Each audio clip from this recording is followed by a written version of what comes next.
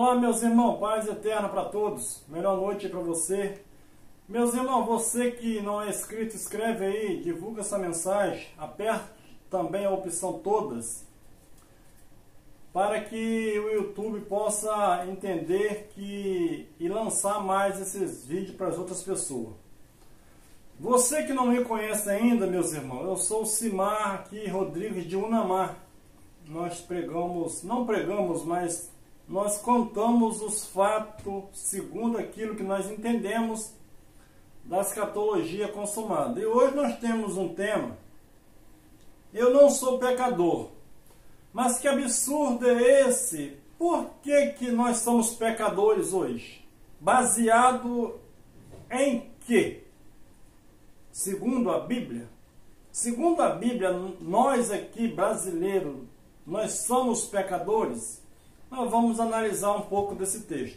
Evangelho de João, capítulo 1, versículo 29, que vai nos dizer assim: no dia seguinte, João viu Jesus caminhando em sua direção e disse: vejam, aí está o Cordeiro de Deus que tira o pecado do mundo. Meus irmãos, a palavra mundo aqui não se refere a planeta. Não, é mundo sim. É mundo habitado daquela época. Era o mundo de Jerusalém. Não, Simar, você não está entendendo, porque geralmente as pessoas criticam essa mensagem porque nós respeitamos o que está escrito. Mas o mundo ali era o mundo de Jerusalém ou era o planeta? Então o Cordeiro de Deus que tira o pecado do mundo. Qual era a nação que era constituída de pecado? Aonde abundou o pecado? Quando Paulo disse, Colossenses capítulo 1, versículo 25 ou 26, que diz que ele já tinha pregado o evangelho no mundo todo. Também no livro de Romanos capítulo 10, versículo 18, que diz que Paulo diz que ele já tinha pregado o evangelho no mundo todo. Se eu não respeitar essa palavra mundo como terra habitada daquela época, nós vamos fazer confusão nos dias de hoje. Porque o pecado entrou em um dia e não poderia sair em um dia? Todo mundo sabe que Adão pecou. Todos que nasceram antes de Cristo, a igreja ou qualquer instituição religiosa, eles têm que ninguém era perfeito. Todos eles pecaram. Agora vem um que tiraria o pecado do mundo, mas as pessoas olham para a vida de Adão, esquecendo que o resgate foi maior do que o acidente. O que está escrito lá em Zacarias capítulo 3, versículo 9: pois eis aqui a pedra que pus diante de Josué. Sobre esta pedra única estão 7 olhos. Eis que eu esculpirei a sua escultura, diz o Senhor dos Exércitos, e tirarei a iniquidade desta terra num só dia. Então, qual era a terra que o profeta estava profetizando? Era a terra de Israel. Aonde habitou o pecado? Aonde o pecado superabundou? Paulo diz: onde não há lei, o pecado não é levado em conta. E João, sabendo disso, que havia uma promessa que Deus tiraria o pecado daquela nação, ou daquele mundo, ou daquele povo, em apenas um dia, ele lembrou quando viu o Cordeiro de Deus que tira o pecado do mundo. Então aqui já viu a profecia. Jeremias capítulo 31, versículo 31 vai nos dizer assim: vai chegar o dia, diz o Senhor, em que farei uma nova aliança com o povo de Israel e de Judá. Então Deus faria uma aliança com o planeta, com o mundo habitado, ou com Israel e Judá? quem estava no pecado? Israel e Judá, era a nação de Israel, aonde tinha a lei, aonde abundou o pecado, aonde os 613 preceitos dominava. Qual era a aliança que Deus iria fazer com eles? Uma nova aliança. As pessoas hoje dizem, nós estamos na nova aliança. Ué, algum dia você esteve na velha? Porque se eu tenho uma nova aliança, um novo carro, um dia eu já tive um carro velho. Ou um carro. Verso 32. Essa aliança será diferente da que fiz com seus antepassados. Quando tomei os israelitas pela mão e tirei o meu povo do Egito, eu tinha escolhido Israel como minha esposa. Mas o povo não me quis, quebrou as minhas alianças.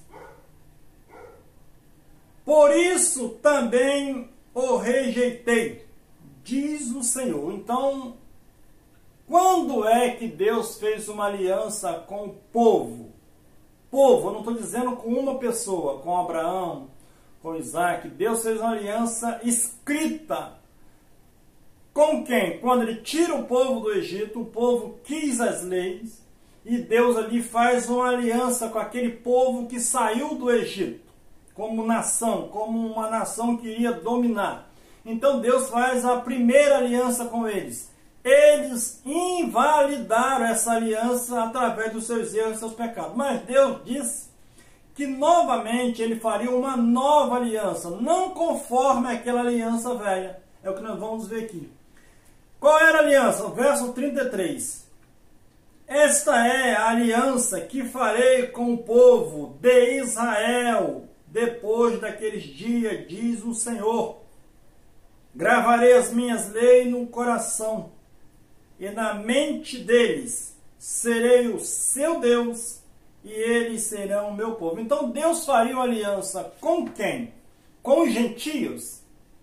Você vê alguma referência que Deus faria uma aliança com os gentios? Os gentios não tinham aliança, não tinha promessa, não tinha culto, não tinha nada, meus irmãos. Quanto mais nós aqui no Brasil. Deus, ele fez uma aliança com Israel. Então uma nova aliança seria com eles. Mas onde nós entramos nessa história? Nessa história nós não entramos. Nós estamos além dessa história. Aí você pode observar e pode aprofundar e tentar entender por que nós falamos dessa mensagem. Então ele faria uma nova aliança com o seu povo, o povo de Israel. Versículo 34.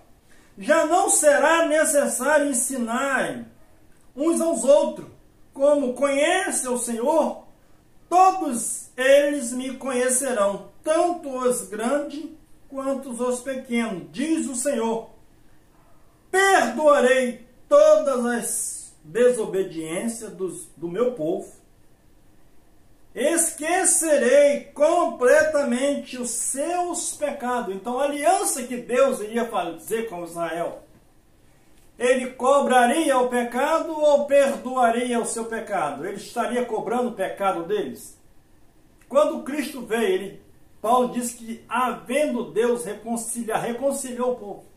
Mas aí o juízo que Deus iria trazer, o juízo seria segundo a lei também de Moisés.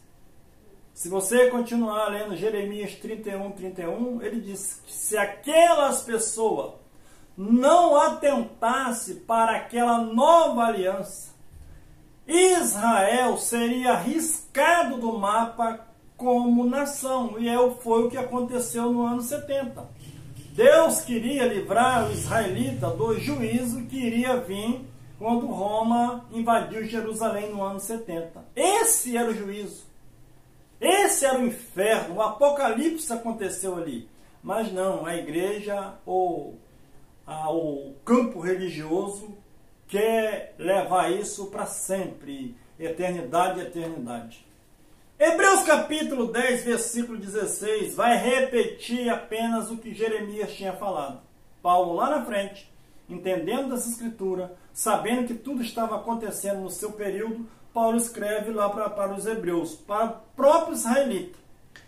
Esta aliança, Hebreus 10, 16, esta é a aliança que eu farei com o povo de Israel, embora eles tenham rompido a primeira aliança, diz o Senhor. Porei as minhas leis em seu coração e escreverei em sua mente.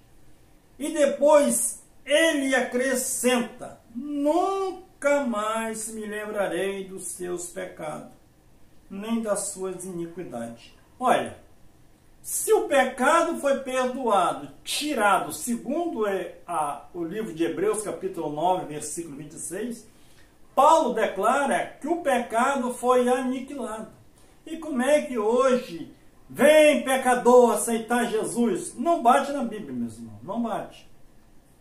Versículo 18. Ora, onde os pecados já foram perdoados, de uma vez para sempre, não há necessidade de oferecer mais sacrifício por pecado. Se o pecado foi perdoado, Jesus tirou o pecado do mundo, apenas uma oferta, ele fez um sacrifício e tirou o pecado.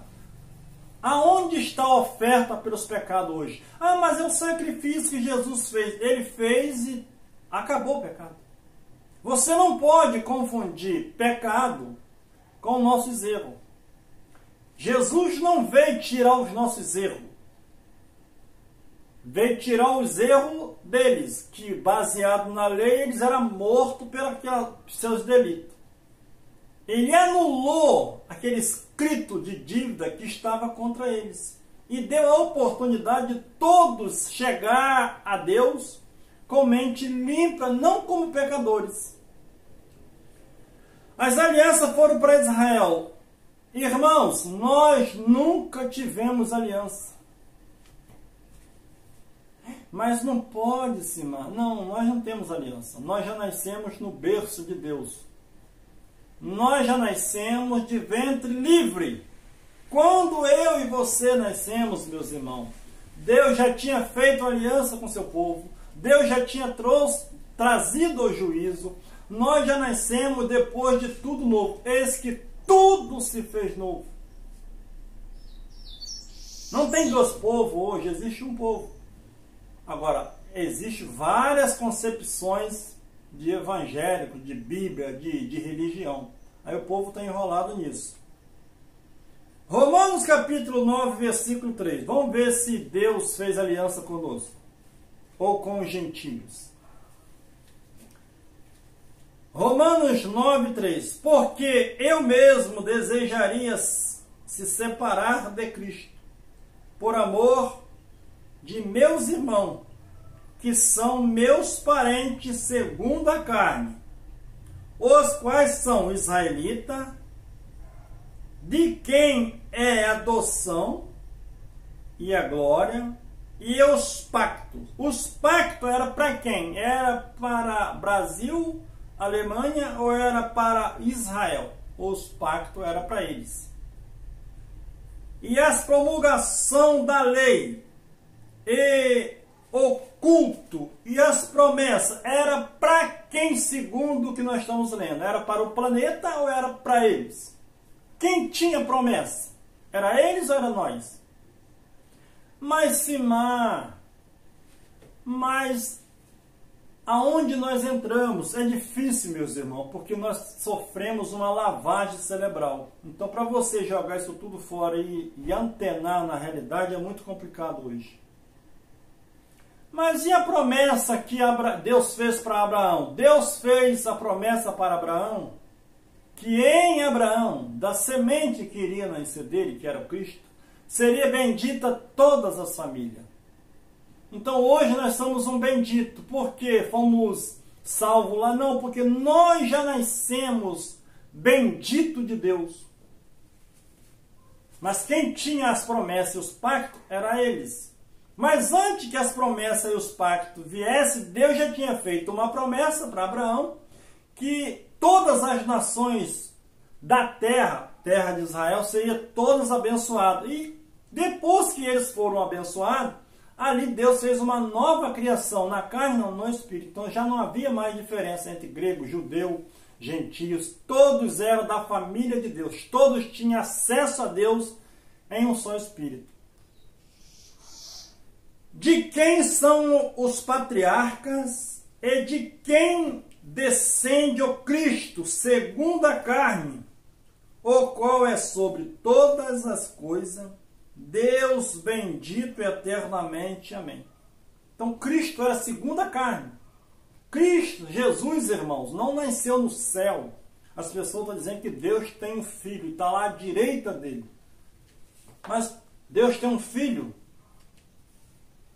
O Filho de Deus nasceu em Belém, era Jesus de Nazaré. E nele habitava o Espírito de Deus. Deus mesmo veio na terra na pessoa de Jesus. E hoje, Deus é conosco. Deus em tudo. Jesus, ele desaparece depois que o reino é entregado ao Pai. E ali Deus é um em todos. Ele tirou o pecado do mundo. Colossenses 1,18. Também ele é a cabeça do corpo da igreja. E é o princípio, o primogênito dentre os mortos, para que em tudo tenha a preeminência, porque aprove a Deus que nele habitasse toda a plenitude, e que havendo por ele feito a paz, pelo sangue da sua cruz, por meio dele, reconciliasse consigo mesmo todas as coisas, tanto a questão na terra como a questão no céu. Então, quando Cristo vai para a cruz, ele não reconcilia só aquele que levanta a mão, ele reconciliou todas as coisas. Tudo aquilo que estava fora de ordem, aquilo foi restaurado no mundo espiritual. E aí Paulo diz aqui o 21, e a vós também, que outrora eras estranho e inimigo no entendimento, pela vossa obra má. Então por que os gentios, quem estava longe de Deus, pela ignorância do entendimento? 22, agora é 2000 anos atrás. Agora, contudo, vos reconciliou no corpo da sua carne, pela morte, a fim de perante ele vos apresentar santos, sem defeito, irrepreensíveis, se é que permanecer na fé, fundado e firme, não vos deixando apartar da esperança do evangelho que ouviste, e que foi pregado a toda criatura que há debaixo do céu, e do qual eu, Paulo, fui constituído ministro. Então, Paulo está dizendo que agora eles foram reconciliados. Eles estavam longe, mas agora estavam perto. Só que tinha um porém. Qual era o porém? Eles precisavam permanecer crendo naquilo. Senão eles não iriam receber essa dádiva. Por quê? Porque eles não iam acreditar. Porque uma promessa dessa, o povo que não tinha promessa, e agora dizendo que eles foram reconciliados com Deus, receberam a dádiva, receberam o perdão. Mas que perdão, Simar, que eles não tinham pecado se eles não eram da lei?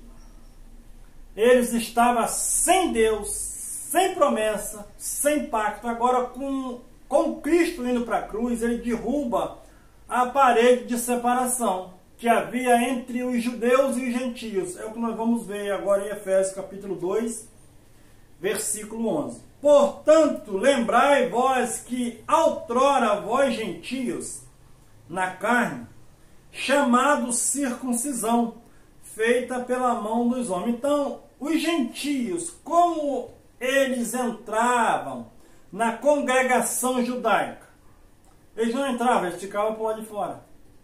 Eles não poderiam entrar lá dentro. Se eles quisessem entrar na comunidade, se aceitas, tinha que ser feita a circuncisão pela mão dos sacerdotes. e eles entravam fazendo parte daquela família, mas não ia dentro do templo, ficava por lá de fora. O seu quarto filho, ou terceiro filho, ele sim depois pertencia à família judaica. Olha o 12. Estavas naquele tempo sem Cristo, separado da comunidade de Israel. Ele estava separado de Deus ou eles estavam separados da comunidade de Israel? Aqui está dizendo que estava separado da comunidade de Israel. Estranho os pactos da promessa, não tendo esperança e sem Deus no mundo. Então, eles não tinham esperança. Por que, Simã? Porque não tinha promessa para eles. Eles não tinham pacto.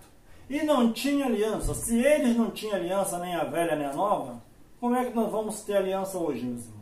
Não tem nada a ver com a nossa vida de hoje. Ele estava sem Deus, era um zero à esquerda. Mas agora, Paulo está dizendo, mas agora, com a morte de Cristo, com o sangue derramado lá no Calvário, em Cristo Jesus, vós que antes estáveis longe, já pelo sangue de Cristo chegaste perto. Se mal sangue reconciliou eles, como se eles não faziam parte. Vamos ver à frente. Porque Ele é a nossa paz, o qual de ambos os povos fez um. Então, com a morte de Cristo, os gentios não tinham promessa, mas os israelitas tinham. Com a morte de Cristo, Ele derrubou a parede que separava um povo do outro. Como? E derrubando a parede da separação que estava no meio, na sua carne, desfez a inimizade, isto é, a lei dos mandamentos contido em ordenança para criar em si mesmo dos dois um novo homem, assim fazendo a paz. O que separava os gentios dos judeus? A lei. Que tinha promessa, tinha as leis, tinha os patriarcas, os gentios não tinha nada. Então, quando Cristo vem derrubando aquilo tudo, cumprindo a lei, riscando o escrito de dívida, acabou a inimizade entre eles. Já não havia mais separação. Versículo 16. E pela cruz reconciliar ambos com Deus em um só corpo, tendo por ela matado a inimizade.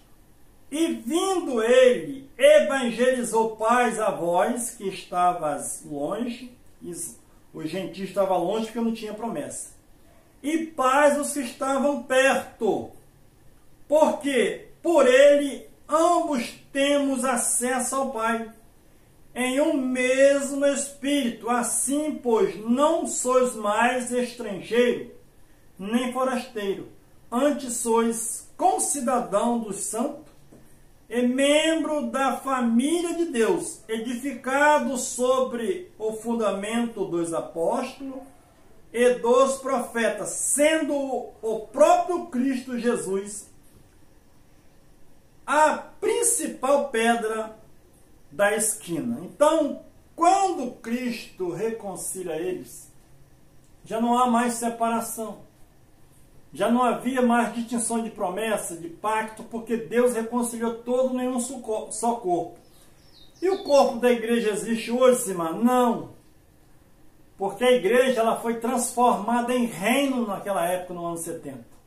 A igreja era um período de tempo, até que ela fosse edificada para a morada de Deus. É o que nós vamos ver aqui. No qual todos os edifícios, bem ajustados, crescem. O corpo de Cristo estava crescendo, a pedra fundamental. Sobre esta pedra edificarei a minha igreja, no qual todo o edifício bem ajustado cresce para templo santo no Senhor. Quem era o templo? As pessoas que estavam recebendo essa mensagem estavam sendo edificadas. Para quê, Simã? Para que Deus viesse morar nela.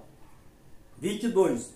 No qual também vós juntamente sois edificado para a morada do Deus, para a morada de Deus, no Espírito. Então a igreja naquela época ela foi edificada até que o evangelho fosse pregado, até que viesse o fim total daquele sistema religioso, o templo iria cair e os pactos iam se findar e o povo entraria para a eternidade.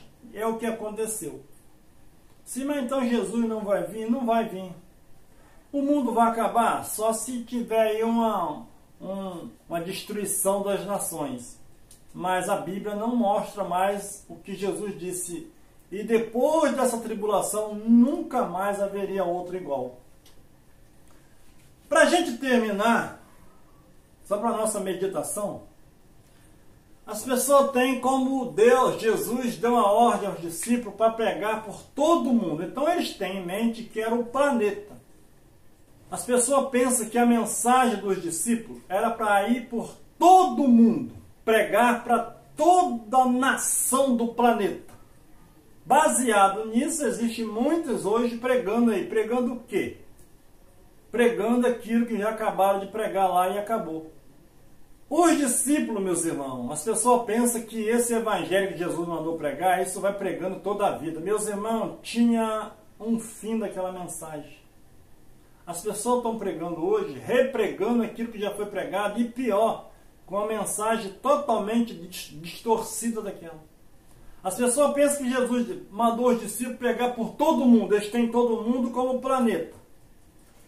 Eles têm que Jesus mandou fazer discípulos pregar por todo o planeta, mas não é isso que está escrito. Mundo ali, na concepção deles, meus irmãos, era o mundo de Jerusalém. Os discípulos receberam ordem para não sair de Jerusalém. Quem recebeu ordem para ir para as nações? Nosso irmão Paulo. Paulo, sim, ele tinha que pregar por todo mundo, mas não era o planeta, era a terra habitada. As viagens que ele fez, e ele disse que já tinha pregado o evangelho em todo mundo. Aonde tinha pessoa. Onde que ele alcançou, aquelas pessoas que sabiam daquele pacto, foi alcançada com a mensagem de Paulo. Paulo saiu dos limites de Jerusalém. Mas os discípulos, ainda que eles quiseram sair, mas eles não tinham ordem e muito menos mensagem para sair de Israel. Vamos ver então? Mateus 10, 5. A estes 12 enviou Jesus e ordenou-lhe, dizendo: não irei aos gentios. Ué, eles não tinham que pregar por todo mundo? Como é que eles não poderiam ir aos gentios? Nem entrareis em cidade de samaritanos. Quem era o público deles? Mas ide ante as ovelhas perdidas da casa de Israel. Então você consegue entender que Jeremias disse que Deus faria uma aliança com a casa de Judá e com a casa de Israel. E aqui está a ordem que cumpriu lá. Eles foram atrás das ovelhas perdidas da casa de Israel. Eles precisavam de salvação. De quê? Dos seus pecados. E o que era pecado? Transgressão da lei. Os estatutos que Deus tinha ordenado. Ali Cristo cumpriu aquela lei. O fim da lei era Cristo. E agora Deus faz, tanto dos judeus como dos gentios, um povo só. O que foi? Tirou a lei, a separação que separava eles. Era a lei dos mandamentos. Então Deus fez apenas de dois povos, Deus fez um. Sim, mas aonde nós entramos? Da onde nós saímos, né, meus irmãos? Nós saímos desse embaraço todinho, biblicamente. Para hoje ter o entendimento, irmão, que nós, quando nascemos, nós já nascemos num mundo reconciliado. Mas os erros continuam mesmo. Agora, como cidadão brasileiro, ou cidadão de qualquer país, nós precisamos ter um senso de compreensão e aonde o que podemos fazer e o que não podemos fazer. Não é esse pecado. O pecado, biblicamente, que as pessoas trazem hoje é sem sentido. existe hoje uma degradação da moral do homem.